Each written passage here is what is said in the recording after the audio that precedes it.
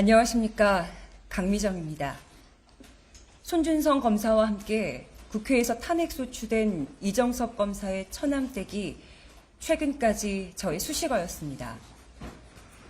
이정섭 검사의 처남댁으로 살았던 저는 무도한 검찰폭력의 생생한 목격자였고 현재는 피해자입니다. 하지만 지금부터 강미정이란 이름으로 살고자 합니다. 저는 저의 이름을 되찾겠습니다. 같이 갑시다 라는 조국 대표의 제안을 받고 고민이 많았습니다. 걱정도 많았습니다. 그러나 저는 그의 손을 잡고 용기를 내보려고 합니다.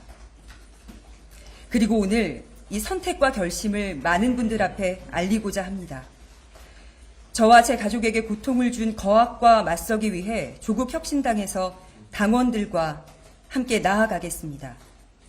저의 개인 명예회복을 위함이 아닙니다. 삶이 짓밟히고 유린당한 이들과 함께 나아가고자 함입니다. 검찰 독재 정권으로 삶이 무너진 이들을 보았습니다. 피눈물 나는 부모의 심정은 제가 감히 공감한다는 말로 대신할 수 없을 만큼 참담합니다. 10월 29일 이태원에서 목숨을 잃은 159명의 젊은이들과 수해 현장에서 쓰러져간 새상병, 목숨보다 귀했을 아들, 딸입니다.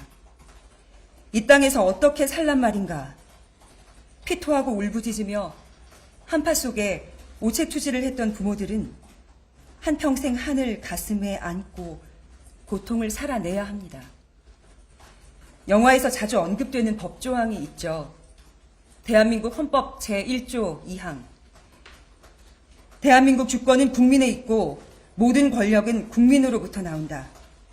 윤석열 정부는 알고 있습니까? 조국 혁신당이 박은정 전 검사와 차규근 전 법무부 본부장을 7.85 영입인재로 발표했습니다. 박 전 검사는 윤석열 대통령이 검찰총장이던 시절 법무부로부터 감찰에 당하는 과정에 부당 관여했다는 이유로 최근 해임 처분을 받은 인물입니다. 차 전 본부장도 법무부 출입국 외국인 정책 본부장으로 재직하던 2019년 3월 김학의 전 법무부 차관에 대해 불법적으로 출국금지 조치를 내린 혐의로 검찰 조사를 받았고 2022년 한동훈 법무장관 시절 직위 해제된 바 있습니다.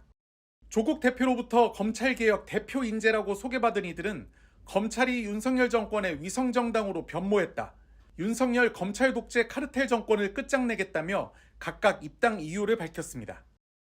감히 법치주의를 말하며 법 위에 군림하고 감히 공정과 상식을 입에 올리며 디올백으로 하늘을 가리는 시대의 폐륜 집단을 청산하기 위하여 이 자리에 섰습니다.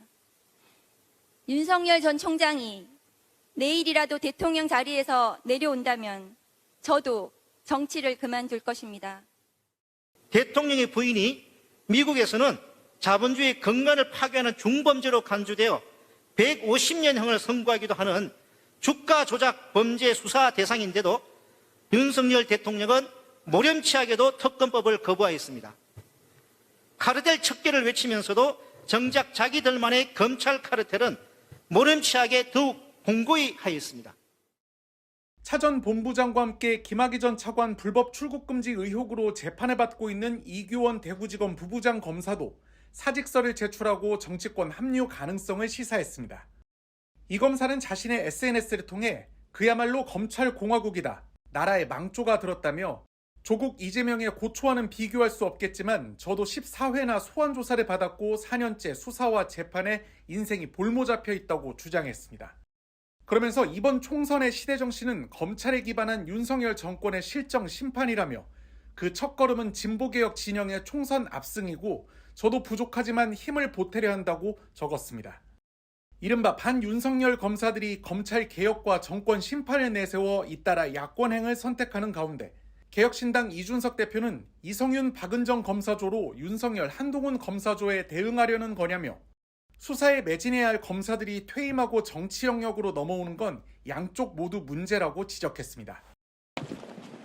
울산시장 선거 개입 사건으로 1심에서 징역 3년을 선고받은 황운하 의원은 지난달 희생을 말하며 불출마를 선언했습니다.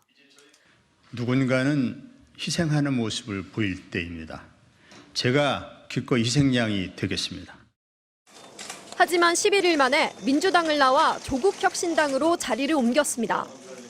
검찰개혁은 참담한 실패로 끝났다며 다시 시작해야 한다는 이유를 들었습니다. 민주당은 머뭇거렸고 그 사이에 권력을 탐하는 정치검찰들은 연성 쿠데타를 통해 마침내 집권에 성공하고 말았습니다. 하객진의 맨 앞에서는 망치선 역할을 하겠다던 조국 대표에 이어 이번엔 임진왜란 당시 진주성에 빗대 총선 승리에 교두보가 되겠다고 했습니다.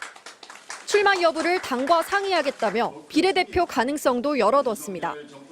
검찰이 울산시장 선거 개입 재수사에 나서며 조국 당시 청와대 민정수석을 겨누는 사이 조국혁신당은 박은정 전 검사에 이어 황운하 의원까지 영입해 검찰 정권 청산의 대립각을 키웠습니다.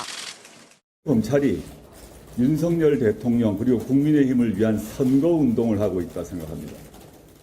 지역구는 민주당, 비례는 조국혁신당이라는 전략으로 야권 지지층을 겨냥하고 민주당이 공천 잡음으로 신음하는 사이 정당 득표율이 2자릿수가 될 수 있다는 여론조사까지 나오고 있습니다.